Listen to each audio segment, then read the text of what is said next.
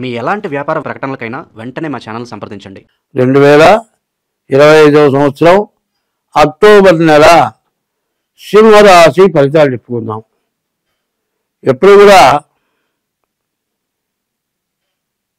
సింహరాశికి అధిపతి రవి సూర్యుడు.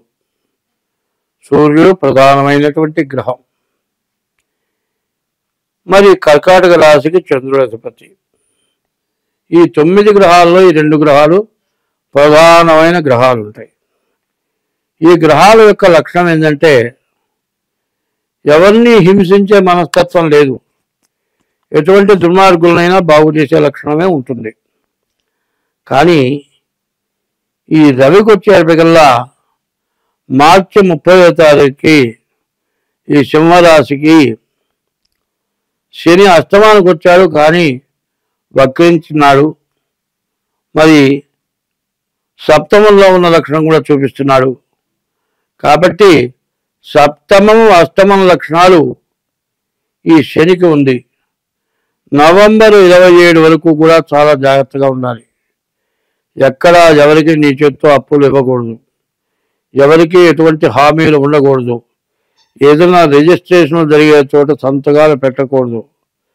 ఇట్లా రిజిస్ట్రేషన్ సంతకాలు కరెక్ట్ అని కనుక నువ్వు నమ్మి సంతకం పెడితే అదేదో దొంగ రిజిస్టర్ అవుతుంది, నీవు కూడా అరెస్ట్ అవుతావు. చాలా సమస్యలు, చాలా ఇబ్బందులు వచ్చే లక్షణాలు ఈ సింహరాశికి బాగా ఎక్కువగా కనబడుతూ ఉన్నాయి. ఈ రాశి వాళ్ళకి చదువుకునేటువంటి పిల్లలకి విద్య బాగా సాగుతుంది. వెళ్ళటానికి చాలా బాగుంది. వివాహం కాని వాటికి వివాహం కావటానికి చాలా బాగుంది.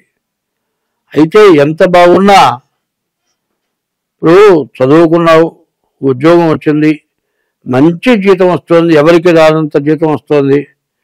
అట్లాంటప్పుడు నేను చెబితే పోవయా, నా జీవితంలో ఎప్పుడు లేని సుఖం నేను ఇప్పుడు పడుతున్నాను, మార్చి 30 నుండి అని అంటాడు. కానీ మార్చి 30లో నువ్వు ఉద్యోగంలో చేరావు అంటే నవంబర్ 27 లోపల నీ పరిస్థితి ఏంటో ఎవడు దేవుడు కూడా చెప్పలేడు. చాలా చెడు టైం. చంద్రగ్రహణం వచ్చింది ఈ కుంభరాశిలో. మరి పూర్వభద్ర నక్షత్రంలో కుంభరాశికి మీనరాశికి కూడా సంబంధించిన చంద్రగ్రహణం. తర్వాత సూర్యుడు వక్రించడం, తర్వాత సింహరాశిలో కేతువు ఉండటం, సప్తమంలో రాహు ఉండటం, వివాహమైన వాళ్ళకి భార్యాభర్తలకి చాలా సమస్యలు రావటం, గొడవలు జరగటం. ఈ గొడవల్లో ఎక్కడ ఏమాత్రం తొందరపడ్డా, కోర్టుకు వెళ్ళినా జైలు శిక్ష అనుభవించే పరిస్థితి బాగా కనబడుతుంది. కాబట్టి శాస్త్రం ఉంది, వివాహం విద్యనాశాయ సర్వం నాశాయ శోభనమని. వివాహం అయిన తర్వాత, శోభనం జరిగిన తర్వాత భార్య మీద ప్రేమ లేని మానవుడంటూ ఉండడు. కానీ ఈ సమస్యల్లో ఎక్కడన్నా ఇరుకున పడ్డారంటే మాత్రం వాళ్ళ జీవితాలు చెప్పలేనటువంటి సమస్యలు,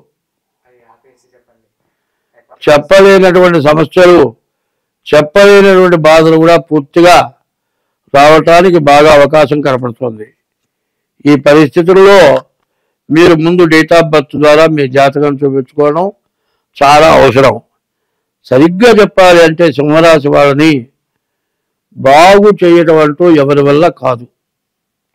ఇది ఎట్లా జరగాలి అనేది ఇప్పుడు కూడా ఎట్లా ఉండాలి అంటే, గుడ్డను వేస్తున్నానండి, ఒక్క దారపోగు మధ్యలో పోయింది, కొత్త గుడ్డ 2 పోగుల మధ్యలో అయిపోయి అక్కడ బెత్తం వచ్చేస్తుంది. ఎంత గొప్ప గుడ్డనేసినా చిన్న బెత్తం వస్తే ఆ గుడ్డ ఎవడు కొనడు. ఆ గుడ్డ ఎట్లా కొనడో ఈ సింహరాశికి వచ్చే ఇబ్బంది వల్ల ఎక్కడా చలామణి కాలేనటువంటి పరిస్థితి. భార్య దగ్గర కానీ, పిల్లల దగ్గర కానీ, పెళ్ళాం దగ్గర కానీ, చేసే వృత్తి దగ్గర కానీ చాలా కష్టాలు, నష్టాలు విపరీతంగా వచ్చే లక్షణాలు బాగా కనబడుతూ ఉన్నాయి.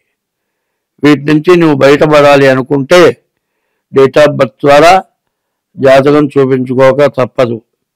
పైన ముందు తల్లిదండ్రుల్ని పూజించడం, రోజు సూర్య నమస్కారం, ఉదయం బ్రహ్మస్వరూపం, మధ్యాహ్నం పూట పరమేశ్వరుడు, సాయంకాలం పూట విష్ణుమూర్తి, సూర్యుడు 3 వేళలా 3 రూపాలతో ఉంటాడు.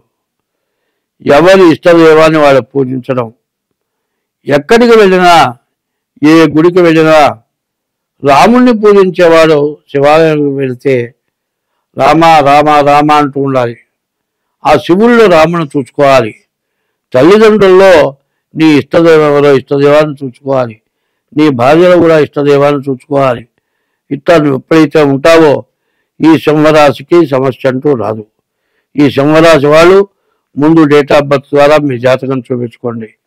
మీ జీవితంలో పూర్తిగా చదువుకుండే పిల్లలు ఎవరైనా సరే, ఎక్కడైనా సరే ఈ చదువులో చేయరాని పని ఏదన్నా చేస్తే సర్టిఫికెట్లో రెడ్ మార్క్ పడుతుంది. ఆ రెడ్ మార్క్ పడితే ఉద్యోగం రావటమే కష్టం. ఉద్యోగం వచ్చి ఉంటే ప్రమోషన్ ఇవ్వడానికి అవకాశం ఉండదు. అట్లాంటి మీ జీవితానికి రెడ్ మార్కు పడేటువంటి సమయం ఈ కర్కాటక రాశికి 2 సంవత్సరాల వరకు ఆ సమస్య రాబోతుంది. కాబట్టి ఈ రాశి వాళ్ళు తప్పనిసరిగా మీ డేట్ ఆఫ్ బర్త్ ఉంటే డేట్ ఆఫ్ బర్త్ ద్వారా కానీ, అట్లా డేట్ ఆఫ్ బర్త్ లేకపోతే హస్త సాముద్రిక ద్వారా కానీ మీ జాతకం చూపించుకుంటే మీకు అన్ని విధాలా మంచి మేలు జరుగుతుంది. చాలా బాగుంటుంది. ఈ రాశి వాళ్ళు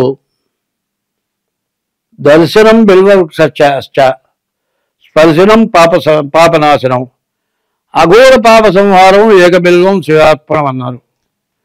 శివాలయంలోకి వెళ్ళి పూజ చేసిన దానికంటే ఎక్కడైనా మారేడు చెట్టు దగ్గరికి వెళ్ళి దాన్ని చూచి నమస్కారం చేస్తే దర్శనం బిల్వవృక్ష, దర్శనం వల్లే చాలా దోషాలు పోతాయిట. స్పర్శనం వృక్షాన్ని తాకితే పాపనాశనం, పాపం పోతుందిట. అఘోర పాప సంహారం, ఎవ్వరూ కూడా తీర్చలేనటువంటి మహాపాపం చేస్తే కూడా ఆ బిల్వవృక్షానికి ప్రదక్షిణం చేస్తే పాపం పోతుందిట. అఘోర పాప సంహారం, ఆ బిల్వ దళంతో ఈశ్వరుడికి పూజ చేసిన సమస్త పాపాలు పోతాయని చెప్తుంది. కాబట్టి ఈ రాశి వాళ్ళు ముఖ్యంగా ప్రతిరోజు కూడా కనీసం మీకు ఖాళీ స్థలం ఉంటే మారేడు చెట్టు ఇంట్లో వేసుకోండి, మంచిది. మారేడు వృక్షానికి ప్రదక్షిణ చేయండి. ఈ మారేడు వృక్షానికి ప్రదక్షిణ చేయడమే కాకుండా మట్టితో శివలింగం చేసి హర హర హర హర అని నీళ్లు పోస్తూ ఆ బెల్ల దళం ఒకటి, దళము అంటే 3 ఆకులు కలిసింది దళం, ఆ దళం పెట్టి ఆ శివలింగాన్ని మట్టిలో కలిపితే ఎన్ని పాపాలున్నా, ఎన్ని బాధలున్నా, ఎన్ని సమస్యలున్నా, కుటుంబంలో ఉన్న సమస్యలు కావచ్చు, ఉద్యోగంలో సమస్యలు కావచ్చు, భార్యాభర్తల సమస్యలు కావచ్చు, అన్ని సమస్యలు కూడా ఈశ్వరార్చన బిల్వదళం ఈశ్వరుడు పెట్టడంతో ఆ బాధల్ని కూడా పోతాయని చెప్తుంది. మరి ఇప్పుడు మేషం నుంచి మీనం వరకు చెబుతున్నాను. దసరా నవరాత్రులు వస్తున్నాయి. నవరాత్రులు నవగ్రహాలు, శరీరంలో నవరంధ్రాలు, ఇవన్నీ కూడా ఈ 9 చాలా ప్రత్యేకమైనవి. అమ్మలగన్నయమ్మ మూలమ్మల మూలపుటమ్మ చాలా పెద్దమ్మ అని అమ్మవారిని మించిన తల్లి ఇంకొకరు లేరు. కాబట్టి అమ్మవారి పూజ చేయించుకోండి. అమ్మవారి పూజ అంటే దసరా నవరాత్రులలోనే అమ్మవారి పూజ చేయించుకోవాలి. తర్వాత ఇప్పుడు కూడా రక్తవర్ణాన్ని కోరుతుంది. అంతేగాని బలి ఇవ్వమని కోరటం ఆమె. బలి ఇవ్వటానికి దానికి తగిన శాక్తేయం అనే పూజలు ఉన్నాయి. ఆ శాక్తేయం చేసేవాళ్ళు బలి ఇస్తారు. దసరా నవరాత్రులలో శివాలయంలో అమ్మవారి పూజ చేసిన చోట ఏ బలి ఇవ్వకూడదు. కనీసం కోడిని కూడా తీసుకొని ప్రదక్షిణం చేసి దాన్ని ఇంటికి తీసుకెళ్ళకూడదు. ఇట్లా చేసినట్లయితే దసరా నవరాత్రులు 10 రోజులు చేసిన పూజ మొత్తం ఈ హింసతో, జీవ హింసతోటి మీ పుణ్యమంతా పోతుంది. కాబట్టి దసరా నవరాత్రులు తర్వాత చివరికి దీపావళి పండుగ వస్తుంది. దీపావళిని దానికి అర్థం ఏంటంటే నరకాసురుడు అనేటువంటి రాక్షసుని అమ్మవారు సంహరించింది. ఆ నరకాసురుడిని సంహరించినందువల్ల ఆ నరకాసురుడు ఒక బ్రాహ్మణ్ణి, ఒక గొర్రె పొట్టేల్ని, ఒక మేక పొట్టేల్ని, తర్వాత ఒక బండెడు అన్నం, ఇట్లా విపరీతమైన ఆహారం రోజుకొకళ్ళు బలి ఆ విధంగా తింటూ ఉంటే అప్పుడు కృష్ణ పరమాత్మని కోరుకుంటే అప్పుడు ఆ నరకాసురుణ్ణి మరి కృష్ణ పరమాత్మ యుద్ధం చేసినప్పుడు ఆ అమ్మవారు కోరిక కోరింది. మరి యుద్ధంలో బండి చక్రవాగితే వేలు పెట్టి నడిపింది. నీ కోరిక తీరుస్తానన్నాడు. ఆ కోరిక ప్రకారం ఆ నరకాసురుడిని రాక్షసుడిని సంహరించడానికి నాకు అవకాశం ఇవ్వమని అడిగితే ఆ అమ్మవారు నరకాసురుడిని సంహరించింది.